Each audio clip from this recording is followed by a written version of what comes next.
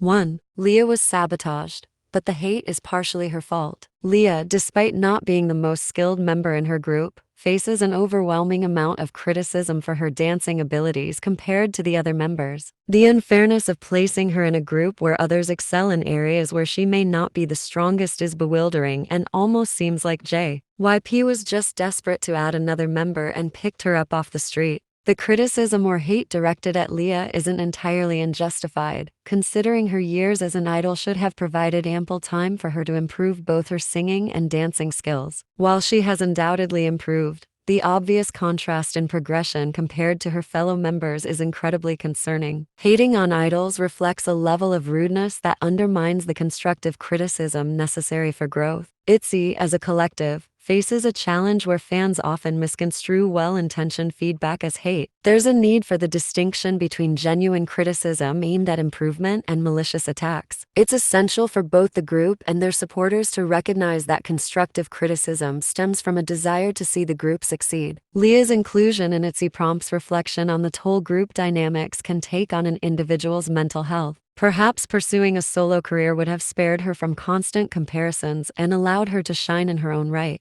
I do think Leah is such a bright and fun girl. She doesn't deserve hate. She deserves genuine criticism. But MIDZYs don't allow genuine criticism. 2. Blackpink's low-effort success is infuriating. When they began their career, their passion and dedication were evident in their pursuit of excellence. Fame, however, can bring its own set of challenges. I think when they saw how much they were growing, they started to try less and less because they knew they had die-hard fans that would listen and engage in their activities.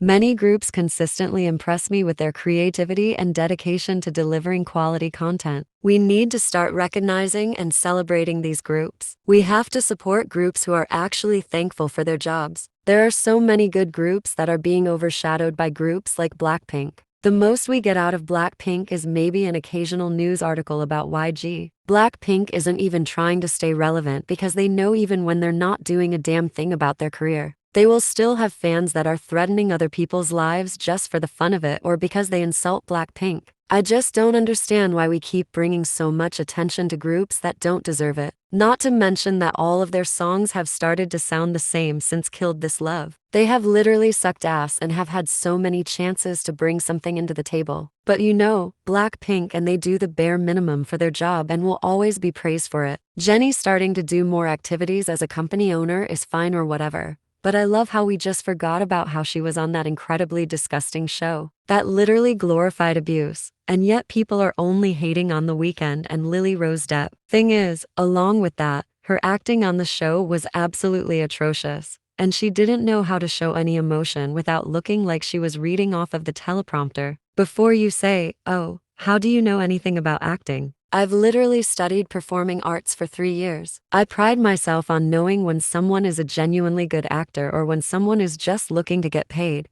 and that's exactly what Jennie was doing. Her debut acting was absolutely disgusting. I would rather watch the K-drama Jisoo was in because it was probably 100 times less cringy. And what the hell even is Rosie and Lisa doing with their careers? Like, I haven't heard anything about what they're doing other than that whole crazy horse fiasco, which is like I'm not defending for at all because I really do not like Lisa, but she's a grown-ass adult. That's a discussion that I can save for another unpopular opinions video cause just talking about them is making me more angry. 3. Bigger groups need more solos. Beyond the collective sound that defines their group dynamics, the allure lies in experiencing the raw, unbridled vocal prowess of each member independently. The distinct identities that set each member apart form a pivotal aspect, in my view, contributing significantly to the group's allure altogether. I think the group that does this the best is probably Stray Kids. I think by now all of the members have came out with their own solos. My favorite definitely has to be the one that Felix released called Deep End. It really let us see another side to him, a softer side. Felix's vocal performance really struck a chord with me, with the delightful contrast it presented against his typically deep and commanding voice. His singing surprised me in a way that initially had me questioning if it was indeed him. The subtle transformation in his voice within the song left me momentarily in disbelief. I love when members of a group are allowed to express themselves. And I really do love seeing how different their voices and aesthetics are, without being held back by their group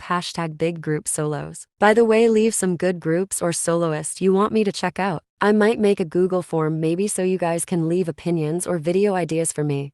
4. Being an anime and K-pop fan is tiring as someone who isn't Asian. Anime predates my exploration of K-pop. It all began with Naruto, and after that I stayed interested in anime. Fast forward a couple of years, and the discovery of K-pop was another added layer to my interests. I was always bullied in school because my so-called friends thought it was stupid that I watched anime. But I always thought, why can't I simply immerse myself in these worlds without the need for unwarranted assumptions about me trying to appropriate some other culture? Well, obviously, at the time, I thought more like, why didn't my friends like the shows that I was watching? Because I was always open to watching what they wanted to watch. It's also caused insecurities in my 10-year-old self of me being the only person of color in my group. When you're not Asian, it doesn't matter if you're going to Comic Cons or if you're just sitting at home watching TV shows. People are always assuming, at least from what I've experienced, that you just want to be Asian so bad. And it's like I'm sorry that I am interested in something that you're not. One thing that was funny to me was that my boyfriend at the time seemed intimidated by anime. It's like, how are you intimidated by a show of characters that aren't even real? I feel like in this day and age, you can't like anything without people being upset at something that doesn't even make sense. Like, I was just wearing my Jujutsu Kaisen shirt in Walmart, and some random dude walked up to me and was like, "You like anime?" And apparently the guy was so offended that he felt the need to comment about how I was black watching an anime. Like, I'm literally just trying to get my eggs and go home, why are you bothering me? It's like sometimes Asians want to keep things to themselves, but it's selfish when we do it. Sometimes I genuinely feel like listening to K-pop and watching anime is just like my dirty little secret. Cause not only do some Asians have a problem with people watching shows that they like, I guess,